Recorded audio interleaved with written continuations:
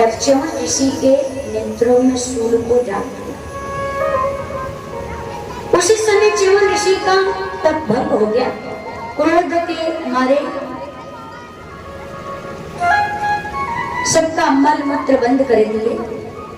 महाराज सरयाती न चाहते हुए भी सुकन्या का विवाह च्यवन ऋषि के साथ में कर दिया। सुकन्या पतिव्रत धर्म का पालन करती थी। पतिव्रत धर्म से प्रसन्न होकर के दो अश्वनी कुमार जड़ी बूटियों के द्वारा दवाइयां बनाए, जिससे च्यवन ऋषि का रोशनी वापस आ गया। इन्हीं के वंश में आगे युवनाश्य का जन्म हुआ, मानधाता का जन्म हुआ, पुरुष का जन्म हुआ, महाराज अम्बरीश का जन्म हुआ। महाराज अम्बरीश भाग्यवान राजा थे, सातों दीपों के पिता हैं और भगवान के अनन्य भक्त हैं। एकादशी का व्रत रखते हैं। एक दिन महाराज अम्बरीश एकादशी का व्रत रखे हुए थे और आज तो एकादशी है। इसमें कितने लोग एकादशी का व्रत रखते हैं? जरा हाथ को ऊपर उठाइए तो। और आज ये जान लीजिए कि एकादशी का व्रत रखने में कितनी शक्ति है। एकादशी का व्रत सबको रखना चाहिए। महाराज अम्बरीश एकादशी का व्रत रखे हुए थे और उन्होंने द्वादशी में दुर्वासा ऋषि को भोजन पे बुलाए। दुर्वासा ऋषि भोजन पे आए, निमंत्रण देकर के बुलवाए। योगवश द्वादशी में त्रयोदशी लगने वाली थी तो महाराज अम्बरीश ने भगवान का चरणोदक पान कर लिया। अब दुर्वासा ऋषि को लगा कि ये हमें बुला करके निमंत्रण दे करके और स्वयं ही भोजन प्रसाद पा लिया। क्रोध आ गया और क्रोध में आकर के उन्होंने कृत्या नाम की राक्षसी को प्रकट कर दिया और कहा कि जाओ उस राजा का वध कर दो। कृत्या राक्षसी को भेजे और महाराज अम्बरीश के सेवा में भगवान का चक्र सुदर्शन रहता था। उस कृत्या राक्षसी का वध कर दिया और महाराज अम्बरीश के सेवा में जो सुदर्शन चक्र था दुर्वासा ऋषि को दौड़ाने लगा, मारने लगा।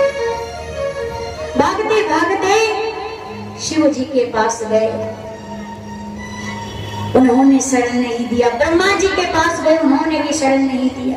भगवान विष्णु के पास गए कि आपका सुदर्शन चक्र मुझे मार डालेगा, आप अपने सुदर्शन चक्र से मेरी रक्षा करिए। भगवान ने कहा मैं स्वतंत्र नहीं हूं, मैं भक्त के पद हूं, भक्त के बड़ा धीर हूं मैं, इसलिए मैं बंधा हुआ हूं, भक्त के वशीभूत हूं, इसलिए आपकी रक्षा मेरा भक्त ही करेगा। आप अम्बरीश मेरे भक्त के पास चले जाइए। दुर्वासा ऋषि भागते भागते महाराज अम्बरीश के पास आए। महाराज अम्बरीश ने सुदर्शन चक्र को शांत करवाया और दुर्वासा ऋषि से कहने लगे कि प्रभु हे ब्रह्मदेव आप आइए और भोजन प्रसाद ग्रहण करिए। एक वर्ष बाद महाराज अम्बरीश की पत्नी और दुर्वासा ऋषि ने भोजन प्रसाद ग्रहण किया। दुर्वासा ऋषि ने कहा भगवान के अनन्य भक्तों की महत्ता धन्य है। देखो आज जिस भगवान के भक्त को मैं मारने जा रहा था वही भक्त आज मेरे प्राणों की रक्षा किया है, तो धन्य है इनकी भक्ति। जो व्यक्ति एकादशी का व्रत रखता है उसका कोई बाल बांका नहीं कर सकता है। भगवान साक्षात उसके ऊपर कृपा करते हैं, प्रसन्न रहते हैं। इसलिए एकादशी का व्रत सबको रहना चाहिए, स्त्री को, पुरुष को, बच्चों को, वृद्ध को, सबको रखना चाहिए, हर एक व्यक्ति को रखना चाहिए। और व्रत रहिए या मत रहिए, लेकिन एकादशी का व्रत अवश्य रहिए। कहते कि इन्हीं अम्बरीश के मुचकुंद हुए, जिनकी 50 कन्याएं सौरभ ऋषि को ब्याही गई। इन्हीं के वंश में महाराज त्रिशंकु हुए, महाराज हरिश्चंद्र हुए, रोहित हुए। इसके बाद में इन्हीं के वंश में महाराज सगर हुए, जिनके 60,000 पुत्र हुए, जो कपिल देव भगवान के श्राप के कारण जल करके भस्म हो गए थे। उनके उद्धार के लिए महाराज अंशुमान ने गंगा जी को लाने के लिए कठोर तपस्या किया, लेकिन गंगा मैया नहीं आनी। दिलीप के पुत्र भगीरथ हुए, भगीरथ जी ने गंगा मैया को लाने के लिए कठोर तपस्या किया। गंगा जी ने कहा कि मैं इस धरातल पर तो आऊंगी, लेकिन एक बात है, इस धरातल पे आने के लिए तैयार तो हूं, किंतु मेरा वेग कौन सहन कर सकेगा। मैं सत्यलोक से आऊंगी, भूलोक का भेदन करते हुए मैं सुतन लोक को चली जाऊंगी। फिर इसलिए मेरे आने का मतलब क्या होगा, आने का कोई लाभ नहीं है। फिर भगीरथ जी ने भगवान शंकर की उपासना की, भगवान शंकर से प्रार्थना की, तो भगवान शंकर ने कहा कि गंगा को कहो या करके मेरे मस्तक पे विराजे। तब गंगा जी आकर के भगवान शंकर के मस्तक पर विराजी और उनके जटाओं से निकल करके आज गंगा जी इस धरातल पर आई। जो राजा सगर के 60,000 पुत्र जो कपिल देव भगवान के श्राप से भस्म हुए थे, उन सबका उद्धार हुआ और आज उनके माध्यम से उनके साथ साथ हमारा और आपका भी उद्धार गंगा मैया कर रही है। बोलिए गंगा मैया की, बोलिए कृष्ण कन्हैया लाल की। इसके बाद खटवांग का जन्म हुआ, देवांग का जन्म हुआ, पृथु का जन्म हुआ, महाराज आज का जन्म हुआ, महाराज दशरथ का जन्म हुआ। महाराज दशरथ के कोई संतान नहीं, महाराज दशरथ की कोई संतान नहीं। चौथापन आ गया था, मन ही मन ग्लानि कर रहे थे। अवधपुरी रघुकुल मन लाओ, वेद विदित दशरथ नाम। धर्म धुरंधर गुण निधि ज्ञानी, हृदय भगति मति सागर। कहते हैं चौथे पन में उनको ग्लानि हो रही थी।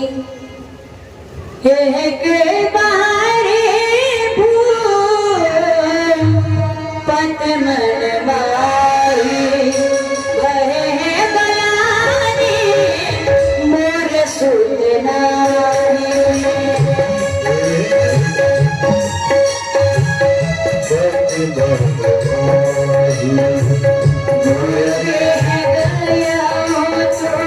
रत मही पाला चरण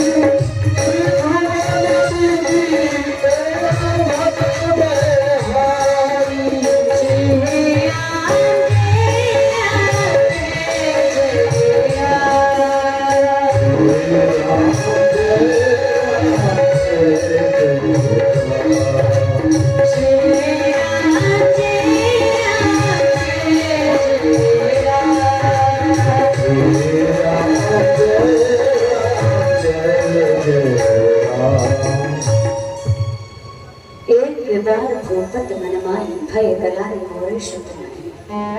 महाराज की 3 रानियां, माता सुमित्रा, माता कौशल्या, माता कैकेयी, तीनों रानियां पतिव्रत धर्म का पालन करने वाली। एक दिन जीवन के चौथे पल में महाराज दशरथ को ग्लानि हो रही थी। महारानी कौशल्या ने भगवान दशरथ जी महाराज से कहा, महाराज देखिए, दशरथ जी महाराज धर्म धुरंधर है, ज्ञानी है, बल्कि मति में भक्ति है, उनका हृदय में भगवान धनुष और सारंग शहीद हृदय के सिंहासन पे विराजमान है, हृदय में भक्ति विराजमान है, भगवान के प्रति प्रेम है। माता कौशल्या ने कहा कि हे प्रभु, आप सभी वीरों से उड़ीर हो गए हैं, लेकिन एक वीर से अभी उड़ीर नहीं हुए हैं। क्योंकि आपके बाद आपके पितरों को जल देने वाला कोई नहीं है। इसलिए महाराज आप गुरुदेव भगवान के पास जाइए और कोई उपाय पूछिए। महाराज दशरथ महारानी कौशल्या की बात मान करके और गुरुदेव भगवान के पास गए और गुरुदेव भगवान के चरण पे गिर गए। गुरुदेव भगवान के चरण को पकड़ करके महाराज दशरथ जी फूट फूट करके रोने लगे और गुरुदेव भगवान से क्या कहते हैं, निज दुख सुख सब गुरु सुनायो, कहीं वशिष्ठ विधि समझायो। गुरुदेव भगवान के चरण को पकड़ करके आज फूट फूट करके महाराज दशरथ रोने लगे कि गुरुदेव मेरा कोई संतान नहीं है, मैं नहीं संतानी हूँ। जब गुरुदेव भगवान के चरण को पकड़ करके महाराज दशरथ रोना प्रारंभ कर दिए फूट फूट करके, तो गुरुदेव भगवान मुस्कुराए। जब दशरथ जी रोना प्रारंभ किए तो गुरुदेव भगवान मुस्कुराने लगे। दशरथ जी ने कहा, गुरुदेव यहाँ मैं रो रहा हूँ और आप मुस्कुरा रहे हैं। गुरु जी ने कहा कि हे राजा, आप अपना आज देख करके रो रहे हो और मैं तुम्हारा कल देख करके मुस्कुरा रहा हूँ। राजा महाराज दशरथ ने कहा, ये कैसे? गुरु जी ने कहा, धरहु धीरे हुई है सुत चारी, त्रिभुवन विदिता भगत भयारी। आपके एक नहीं, दो नहीं, तीन नहीं, आपके 4 पुत्र होंगे और साक्षात भगवान आपके घर में पुत्र बन करके आएंगे। इसके लिए आपको पुत्रष्टि यज्ञ करना पड़ेगा। श्रृंगी ऋषि वशिष्ठ बुलावा, पुत्र काम शुभ यज्ञ करावा। श्रृंगी ऋषि को बुलाए और भगत सहित मुनि आहुति दिन है, प्रगट के आगे ने जरूर कर लेने हैं। जैसे ही अंतिम आहुति दिए प्रेम पूर्वक अग्नि नारायण देव जी खीरे लेकर के प्रकट हो गए। बोलिए अग्नि नारायण भगवान की। गुरुदेव भगवान को दे दिए और कह दिया, जो वशिष्ठ कछु हृदय विचारा सकल काज वा सिद्ध तुम्हारा। महाराज दशरथ को दे दिए। महाराज दशरथ एक भाग महारानी कौशल्या को, एक भाग महारानी कैकेयी को दे दिए और दोनों महारानी आधा भाग महारानी सुमित्रा को दे दिए। और तीनों रानियां एक साथ प्रसाद पाई। प्रसाद पाते ही प्रभु अंक में आ गए। समय व्यतीत हुआ। नवमी तिथि मधुमास पुनीता, शुक्ल पक्ष अभिजीत हरिप्रीता। 9वां महीना आया, मंगलवार दिन आया, नवमी तिथि आ गया। और 9 महीने, देखिए कहते हैं कि 9 महीने भगवान रहे, लेकिन भगवान राम माँ के गर्भ में 9 महीने नहीं रहे, 12 महीने। 12 महीने देखते देखते माता कौशल्या के कुंज कक्ष में एक प्रकाश कुंज दिखाई दिया और देखते देखते विराट रूप ले लिया। भगवान शंकर ने माता पार्वती से कहा कि देवी तुमने कुछ देखा? बोला नहीं। बोले वो देखो भाई, प्रगट कृपाला दीन दयाला कौशल्या हितकारी, भगवान राम ने अवतार ले लिया। बोलिए राघवेंद्र सरकार की। भगवान बड़े हुए अनेक